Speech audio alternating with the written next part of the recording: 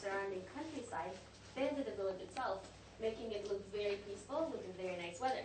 Now, as to the weather, most people say we do have a fairly nice weather most of the year, but peaceful, that's quite debatable, as this part of the land has known its own times of conflict, and it was destroyed and rebuilt several times according to history. Herod Antipas, Alexander the Great and many like him throughout history have tried to take over this part of the land. And I'm sure like a lot of you have heard about Herod the Great, who had killed the babies in Bethlehem and attempted to try and kill the newborn Jesus. That was just a daily work for Herod, as he was very much known for his great cruelty during the period of time in which he ruled.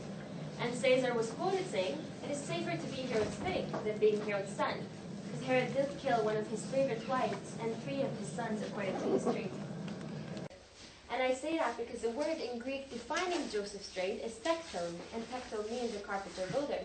That's why you see tools with working with wood, as well as with working with stone. And they did use stone for building their houses, which you'll get to see for yourselves later on as we head out. But one other thing little kids used to do was to go to the synagogue in the morning to study the Word of God, ages 5 to 12.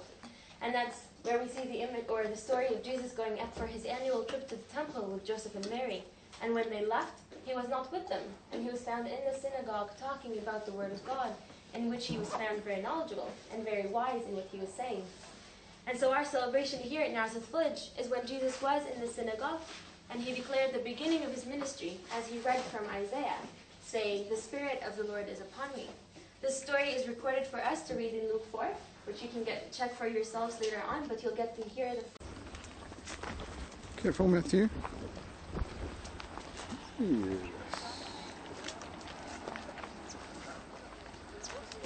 We need to dig in and see how far the surface is from the bedrock.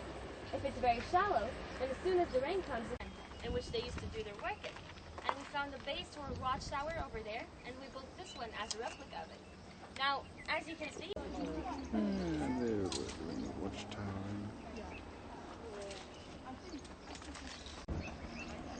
It's the wine press. Up there, trickles into the wine vat. In this vat behind, the dirt would sink under, whereas the purer water would flow through the channel and gather inside the cistern. Now, if the cistern was full and the vat was full, then they'd loosen that wooden wedge to have the water flow down and water their crops instead of it getting wasted. And you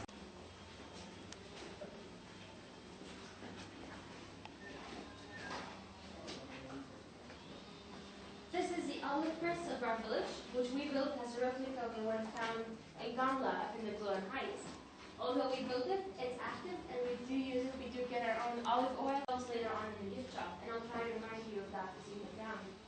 I'll tell you the 3 different stages of olive pressing. They're quite complicated and a little bit confusing, so I'll try to make them as clear as possible. And if you have any questions, make sure you ask. The first stage of olive pressing is they gather the olives from the tree, and then after she does that, before she turns the wool to be her thread to use on her loom, she needs to dye it with different colors to give whatever she's working on a colorful taste. And so she boils some water, and she puts the already cleaned wool inside that water with the different things that she's going to use to give it